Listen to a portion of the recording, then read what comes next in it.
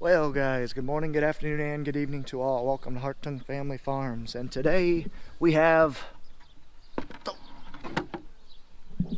baby kitties. Ah, look at these little things. More baby kitties around the farm. Look at these little things, they're sleeping. Oh, hi. They don't look too big. There's 5 of them, it looks like. Hi, kitty.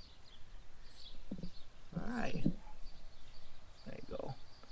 Yeah, they're small. They're barely a couple days old, I bet. Let's see. I'm not going to disturb them. Oh. More than I already did. They're underneath that cellar there. I'm not going to disturb them more than I already did because I don't know where their mom's at, and I don't know. I just don't like messing with babies that young when they can't even get out yet. But in a couple more days, they'll be out and rambunctioning around or being rambunctious. So, well, Pat's just about on his way up here. We head down. Nathan had trouble with the tractor last night. Oh, I probably should fill you guys in. I'm coming down here to haul corn. It's Friday, August 2nd. Happy August, everyone. Coming down here to haul corn. Pat is he had trouble with the tractor last night, so they couldn't get my truck loaded so I could take it down to town right away in the morning. So I got down here a little later. But I recorded that auction video up at Kuhnel's. It's going to be pretty cool. You guys check that out. But I'm going to wait for Pat to get around here, and then we're going to go ahead and head down, start filling up my truck, and we're going to haul corn today.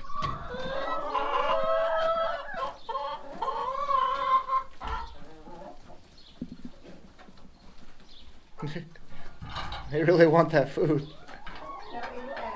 Potato peelings, but they don't eat apple peelings. They won't eat apple peelings, but they'll eat potato peelings. Interesting. Chickens are picky. And some fresh water. I'm in the shop right now, guys. Pat's probably gonna be another 5 minutes or so, so I'm just gonna walk around a little bit, see what's different around the farm. Looks like they're working on the baler. Probably nothing on the back. Looks like they're putting new pickup teeth on them. So, show you guys that a little bit. Kind of hard to see, but around here, there's a cam that rotates like this that actually picks up the hay. The teeth can break on them pretty easily. So you got these guards in between each one. You got to take those off to actually change the teeth. So that's what it looks like Nathan's working on. Just giving the baler some much needed maintenance. It's been a long time since we've gotten rain. I think my grandma said it's been 3 weeks till we've gotten any trace amounts of rain, and even then it was like 2/10 or 20 hundredths or 200 thousandths, whatever you guys say. I don't know. We go by tenths here because usually we have enough rain to justify that. But not this summer. Oh my gosh. Sorry if we're being picky, but we got way too much rain during planting season and way too little rain during growing season. It's been miserable. So let's look at the prices real quick. So corn, right around $4. So $3.97 is the latest. Been a high of $3.98 and $3.98 was the high today for corn. Soybeans, $8.50. So how these markets work is you have your latest, you have contracts, you have futures. So September corn, December corn, March. So this is next corn. If we wanted to sell next year's corn, be $4.17. Next July, if we wanted to sell it then, would be the best price, $4.27. That's basically, markets are very interesting, but you can contract ahead, and the contracting ahead price is always going to be more money than what it is currently today. Always, because the reason for that is because there's more risk for the producer because you don't know if you're going to have that crop.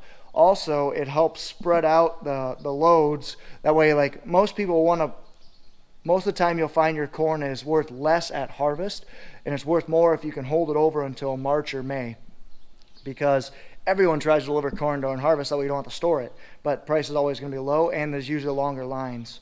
And a lot of demand at that point, so a lot of supply coming into the processing plants. But there's not as much supply during the middle of summer, but they want to keep running 20 or every day of the year, so they need to spread out that incoming corn. So that's why the futures are more, it's better to actually, your price is going to be more during the middle of spring or summer. So you got wheat on here, oats, soybean meal, wheat, a lot of wheat. But also, let's look at the forecast. This is our DTN. It's actually really nice. We've had it for a while now. At least 5 years, more than that even. Ooh, that looks promising. Sunday, Monday, Tuesday, rain. Heck yeah, we need some rain. Bad, like very, very bad. It's not a lot of rain, but a tenth to a quarter, less than a tenth, less than a tenth. Chance of rain, 40%. Ugh. We are getting bad here, guys. I put up a post on Instagram, I don't know, a couple days ago, and a lot of people commented that it was basically just the tops of corn and the corn leaves kind of folded in. And it literally, people mentioned, like, you guys grow on pineapple? But it's bad. So I'm gonna tell you right now, guys, I'm gonna split this video up into two, guys. I'm gonna do one just of hauling corn, and I'm gonna do another one of just walking around explaining, see what's going on, checking things out. So let's go take a look at some corn, see the heights. I'm gonna go check. It's probably a little bit too early to go into the corn to check for that tar spot on that corn that was I checked a couple days ago. But see if this thing starts. I just don't want to walk into the corn right now because there's so much dew and I don't want to get soaked for the rest of the day. I used to detassel and I hated mornings because you got soaked. So I always wore like a poncho or a long sleeve that I took off during the middle of the day when it dries up. So detasseling corn, have you guys ever done that? That was my summer job for a couple years, and that was fun. So let's head out. One thing I love about my grandma, she's always needs to make sure I'm fed. So she offered me breakfast of bacon, eggs, and it's hard to turn her down, but I usually don't eat breakfast. Just have a banana, usually something light, just because I like to eat during the day. And I don't work out enough to eat like I used to, like I was in high school. So, all right, let's head out. Swear to you guys, this manure looks like we're down in Texas. It's just so dusty and powdery. Normally we have like a lot of slop in here because we have a lot of rain, a lot more rain than we usually do, but I'm driving into a cattle yard right now, but I mean, really the yard looks really good. It's really good habitat for the cattle. But man, is it dry. I don't want to disturb a lot of these guys, so I'm just gonna take my time. I'm eating my banana right now, so I can't hold you. Yeah, I don't think I've ever seen the yard this dry. Don't fight. Hi, cows. Hi, cows. One interesting thing that we do every year is we actually cut our waterways. So you can kind of see we mowed this. We mowed it all the way back down to the dike, and I'll head down there, but you can't go through the beans to get there, so we actually got to cut into the ditch to get out in there. So I'll show you guys down there, but when I was young and dumb, I used to ramp this and almost land right there, so it's pretty fun, but stupid. Don't ever do that, kids. Let's head down there.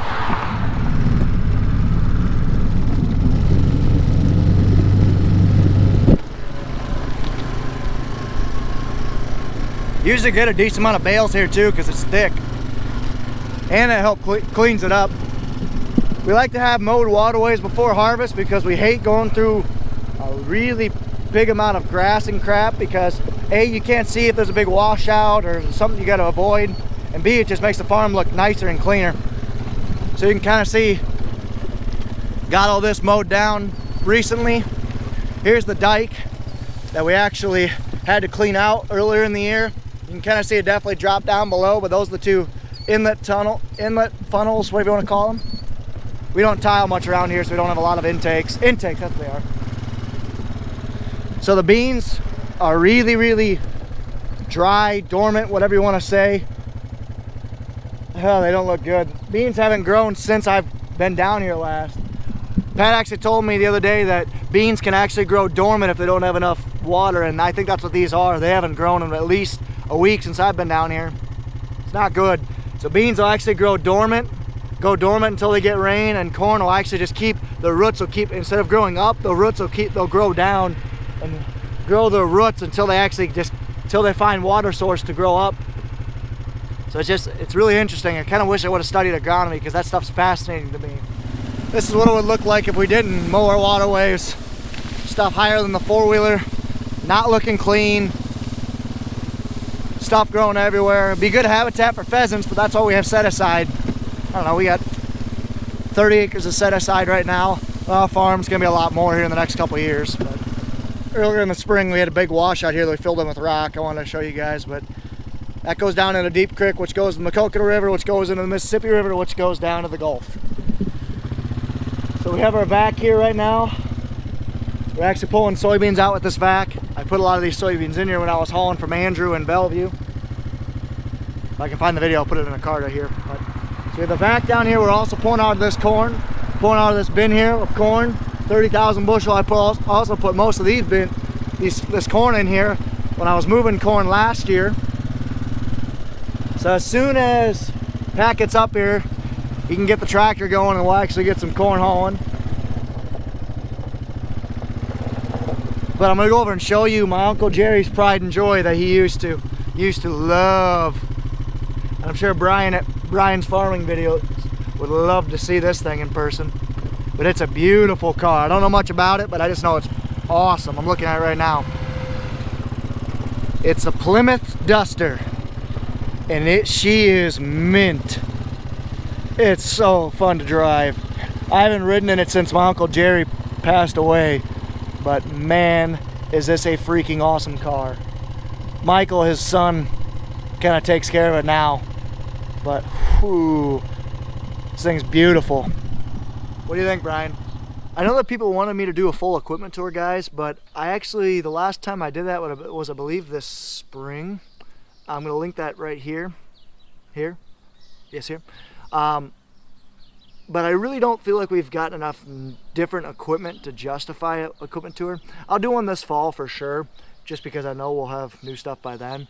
But if you guys are interested in an equipment tour from us, go check out that video that I just posted, or that I just threw up a card. You'll find it, everything you'll need to know right there. Definitely go check that out. But like I said, guys, I don't want to do videos just to do videos and crank out content for you guys. I want to make them meaningful. So I'll do an equipment tour for you guys in a couple months when I believe some of our fleet is going to change. So I'll let you guys know when we do that. But Pat's still not here, and I'm going to keep driving around because I miss the farm. And this is just amazing. Filling up the truck right now, it's a little bit of time, but let's check out this ration. I think I've ever showed you guys our finished ration. As you guys can kind of see, it looks like a lot, just like a brown gray mixture, but you can kind of, if you look closely, you see the corn in there. Actually, I'll go ahead and spread her out. So you see the corn. This is silage material. Actually, no, that's hay. The silage is that kind of the crumbly stuff, which is mixed in with gluten and distillers. That's what makes it a little crumbly. We have a little haylage in there as well, just because we chopped some hay. But so let's walk out and take a look at that prevent plant corn that we actually did. Wow, look at this water hemp in here. It's like a little vine. We just sprayed this 2 days ago. So hopefully it won't take long before it gets killed. But so we planted this, we took prevent plant on this, we took our prevent plant payment. Then they ended up switching the legislation where we can actually harvest this for forage, harvest any prevent plant for forage in September. So our plan is we're actually gonna probably bale these. So we'll see how well that works. I'll definitely keep you guys up to date. Man, look at this broadleaf. A lot of weeds in here. A lot of weeds. So hopefully that gets killed. But for the most part, this actually looks pretty good for being planted at 100,000. I mean, it's as good. It's a pretty decent stand, and it really looks about as tall as anything else, even though this was planted 2 weeks later. But I don't know, it doesn't look too bad. But so I'm downloading at Jerry's right now. So the cattle just were fed about an hour ago or so, and they almost have it all cleaned up. We got about 220 head in here, I believe. You can kind of see it's already cleaned up for the most part. Cattle are all hunkered in the shade right now, just trying to stay cool. That's why we got a barn. We have a lot of shade for them. We also, the water can't keep up around here. We have one water tank over there, so what we have to do is we actually bought an old water tank over here, and we've just been filling that up every single day. Put about 1,000 gallons in there a day, and they go through that pretty quickly. That's on top of the running water that they have. So, but like I said, not a whole lot else going on, guys. Talk to Pat more about the auction. Maybe we'll be upgrading. If those quad trucks go up the right price, we'll get them. But I think closest, I don't know, new bean head might be in the works. Who knows, guys? They're just working on baler teeth. Hopefully this thing is ready to go then soon. You guys gonna round bale the straw out back, or small squares? Yeah. Oh, have fun with that. When are you guys doing that? Oh, I don't even know. Probably Monday? yeah.